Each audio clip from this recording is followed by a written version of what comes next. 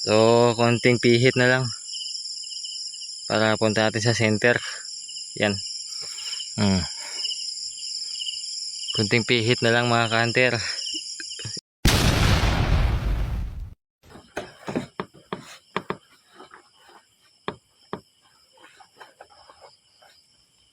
Isa po pala magandang gabi sa inyong lahat mga kanter, mga idol. So, panibagong gabi at panibagong vlog po tayo. Pasensya na kayo mga kanter, mga idol, at ngayon lang nakabalik muli ako sa pag-vlog. Buhat ng sobrang busy po natin. Dito na po kami sa aming barangay na destino na naghahakot na kami ng panambak sa kalsada. At nagpapagawa dito ng kalsada sa amin. At siya nga pala mga kanter, unbox pala tayo ito. Ating scoop. Nung nakaraang gabi pa to dumating. Kaso ngayon lang tayo nagkaroon ng time para man-box. At saka pala unang-una nagpapasalamat ako sa kay Bigona Vlog. Yan. Si Commander.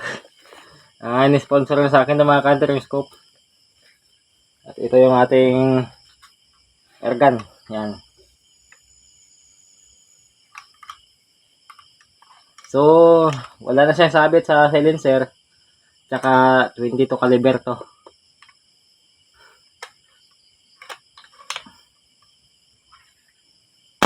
Yun. Ano na yung putok niya mga kanter pag may silencer siya. Yan. So, sabi mo natin to. At i-unbox na natin itong ating scope. Sa ikalawang pagkakataon mga kanter, maka-unbox tayo ng scope. Ulit. So, bago lang kasi akong dating mula sa aking trabaho at medyo maaga pa ngayon. Kaya i-unbox natin.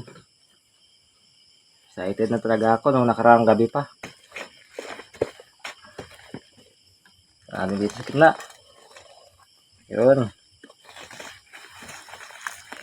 Wow, ang ganda oh. Maraming salamat Beng ha.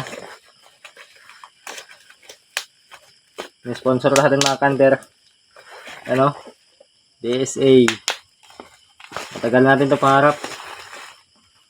So sana naman makauwi din yung isa ating airgun kasi pangako sa akin ng 3G Iloilo, bibigyan ako din ng BSA. Sana naman idol.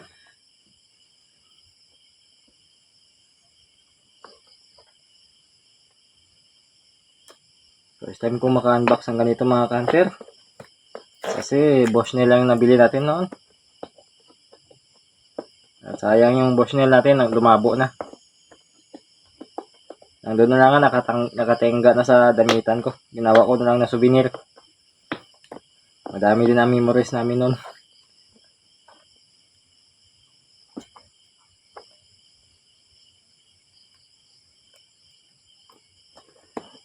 Ayan. Hey. Ganda mga kanter oh. Sa natin. First time ko makahawak nitong ganitong scope. Ayan. Ang haba pala.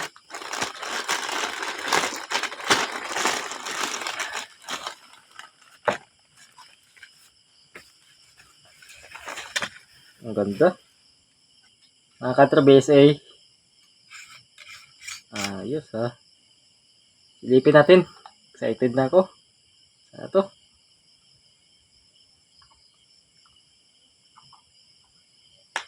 Ayun. Grabe ang linaw mga kanter. Bukan sa malayo.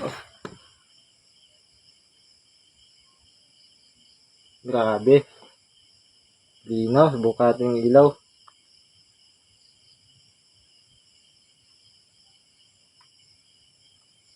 Wala yata itong battery.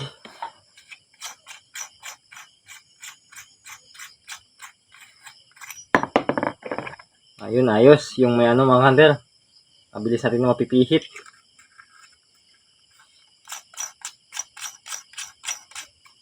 Saka may kasama siyang mount.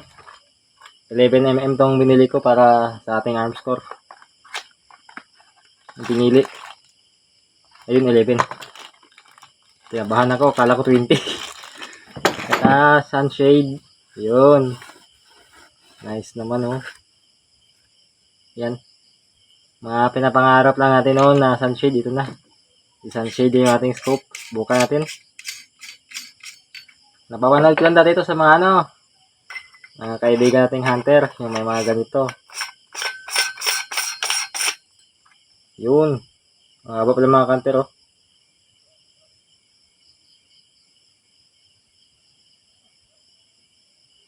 Linaw. So, hanggang 16. Kanyang zoom.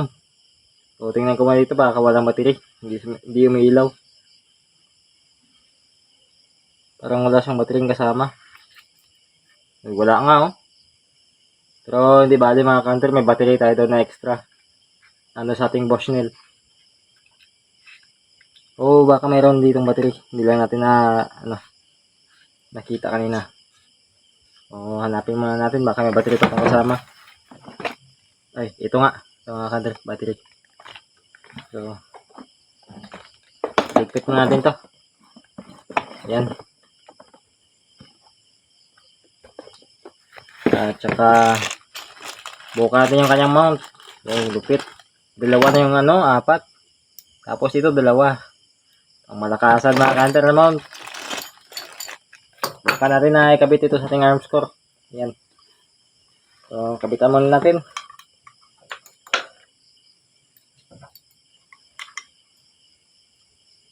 So, naninibago na ako mga counter. Pasmado na. Buhat na hindi na airgun ang ating hinihimas. 10-wheeler truck na.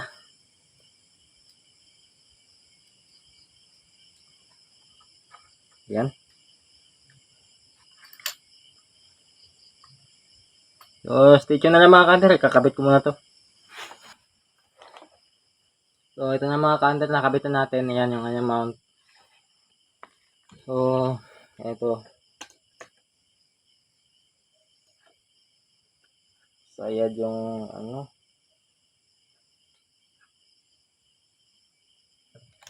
ito, tanggalin na lang natin tong kanyang ipit dito sa rear sight kasi may ipit-ipit itong kahoy dito. Yan, para hindi na sumabit yung natin scope.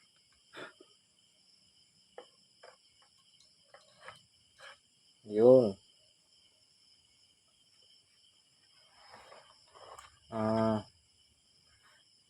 Kakabitan na natin ng screw. Huwag lang natin masyadong higpitan muna para masilip natin sa loob yung kanyang elevation kung pantay ba. So, tips lang yan na napulot ko din sa mga hunter na napapanood ko na nag-unboxing ng mga scope.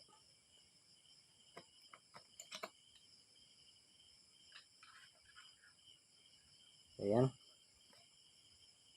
Shout out nga pala kay Bigo na Vlog. Yung nag-sponsor sa atin itong scope. Tagal na ito pangarap mga counter, kaso puro Bushnell na bibili ko. Kasi alam nyo na yung pinapangarap nyo, tapos magkakita ka ng mas mura kaysa sa pinapangarap mo na airgun na scope. Gusto mo din magtipid, bibilhin mo na lang yung mas mura kahit di mo gusto. Kasi para makatipid na lang.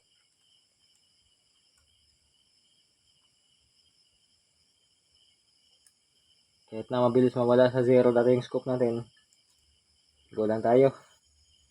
So, pangalawang Bushnell ko na pala yung nabili ko yung unboxing. Kasi yung unang Bushnell, putol yung crosser na dumating.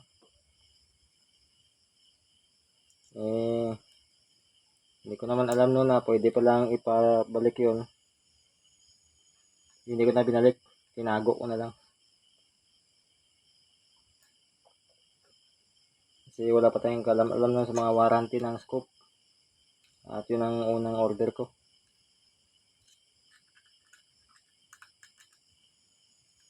Laki pala na itong BSA mga counter.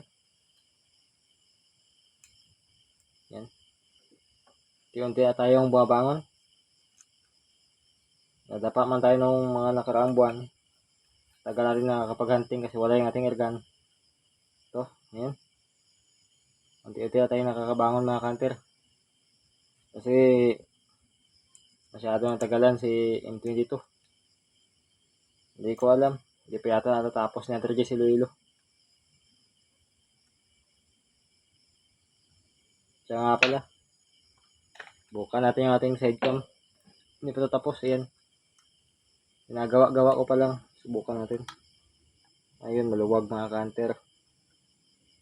So, lagyan natin ito ng ano, ito. Para sumikip lang to. Ganda mga ka-hunter. Oh. Kitang-kita na yung forma ni Armscore mga ka-hunter. Silipin muna natin.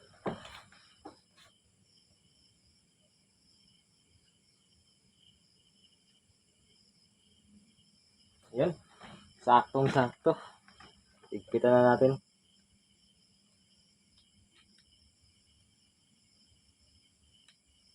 Huwag lang masyadong mahigpit kasi baka ma-lost thread na naman. Yung hindi naman kasing higpit. Higpitan mo lang ng kunti lang. Yung hindi lang siya gagalaw.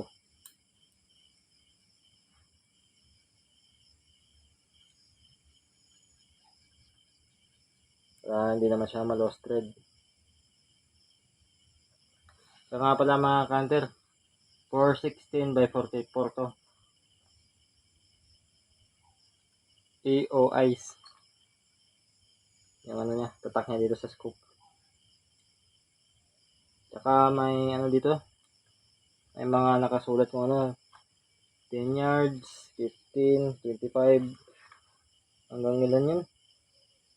200. So hanggang 30 meters na yan magagamit natin. Kasi si auto lang siya, si auto powered.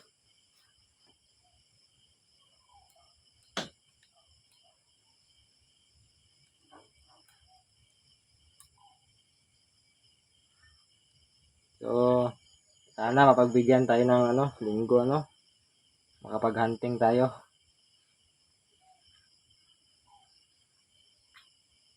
Nga pala, lagyan natin siya ng ano, battery.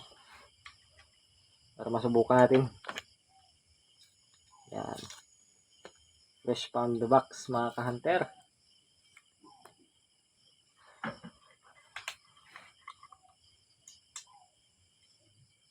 Yun.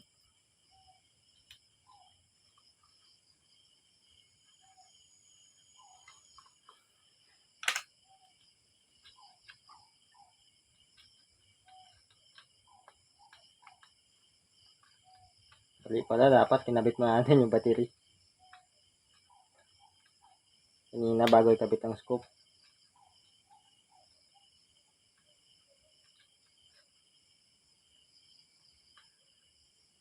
Pero ito na, okay na. So, kailangan pa natin talagang ingatan to. Dahil sponsor lang sa atin to. Ingatan natin to ng sobrang ingat. Yan na mga ka-hunter. Buka natin pailawin. Yan. May ilaw na. So, green, saka pula. Yan. Lupit. So, subukan na natin itong zero. Pakinggan natin yung kanyang elevation. Yung crispy. Akala ko kasi yung ano, yung dila-hila lang. Pero iba pala. Pero okay na to. Yun. Napakalutong. Ayos mga ka-hunter.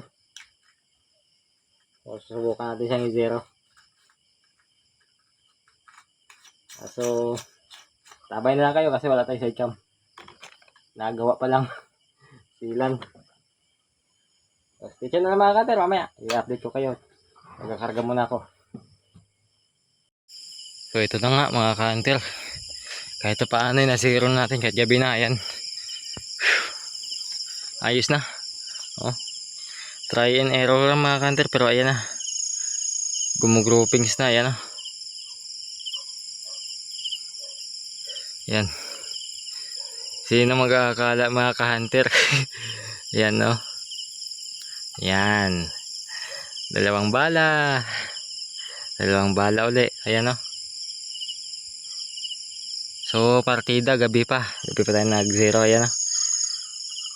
So okay na. Nang tatad-tad na ng ano. Yan no. Wasak. Kanina to dito ako nag-zero yan. Mga tama niya. Yan. Kasi gusto kong maghunting ngayon mga ka-hunter, kaya sinero natin kaagad. Ayan, doon tayo sa bahay, mga 25 meters. May ilaw tayo dito. Ayan. So, tumatama. Subukan natin ito mga ka-hunter pag ganito. Kasi wala tayong malagayan eh. Ayan. Ayan, subukan natin mga ka-hunter. Ayan. So, update ko lang kayo mga ka-hunter. So, partida gabi. Ayan, bumaliktad. Tingnan natin yung ating gabi pa natin zinero. So, ayan. 3 bala dyan, dumaan lahat. Ayos na.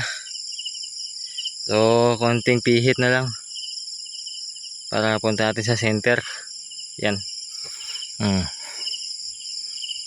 Konting pihit na lang mga ka-hunter. Yan. Konting pihit lang yan. Papuntahin natin dito sa center nya. Okay na yan. So, kung matutuloy tayo mamaya maghunting, alam natin yung patama nya. Ayan. Napakalupit ng arm score natin mga ka-hunter. Yan yung mga tama nya.